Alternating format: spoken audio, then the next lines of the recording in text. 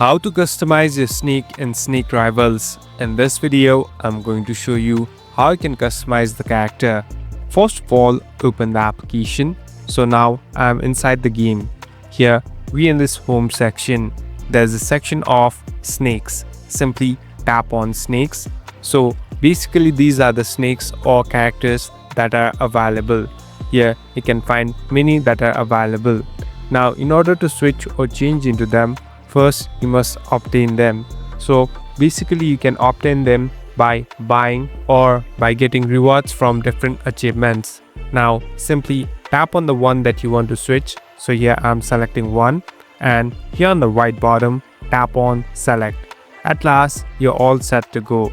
So the snake has been changed. Now you can easily start the gameplay. Thank you for watching this video. I hope this video will help you.